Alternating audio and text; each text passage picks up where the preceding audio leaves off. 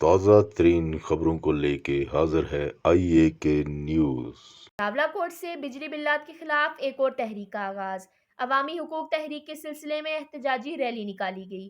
شہر بھر کا چکر لگانے کے بعد مظاہرین نے کچہری چوک میں دھرنا دیا۔ احتجاجی دھرنے سے چیئرمین جے کے ایل ایف سردار صغیر ایڈوکیٹ نے بجلی کی لوڈ شیڈنگ سے آزاد کشمیر کو مستثنی قرار دیے جانے، بجلی بلات سے ہر طرح کے ٹیکسوں کے خاتمے، ٹیرف سے متعلق حکومت پاکستان سے تمام معاہدے ختم کر کے مقامی ٹیکس فری ٹیرف بنانے، آٹے کی قیمت گلگت بلتستان کے برابر 700 روپے فی من مقرر کرنے کا مطالبہ کیا۔ عوامی حقوق تحریک کے ذمہ داران نے اعلان کیا ہے کہ جب تک ہمارے چارٹرڈ آف ڈیمانڈ پر عمل درآمد نہیں کیا جاتا تب تک ہماری یہ پرامن تحریک جاری رہے گی۔ اس سلسلے میں ابتدائی طور پر پنچ بھر میں احتجاجی مظاہرے کیے جائیں گے اور بتدریج اس تحریک کو آزاد کشمیر بھر میں پھیلایا جائے گا۔ تازہ ترین خبروں کے لیے دیکھتے رہیے آئی اے کے نیوز۔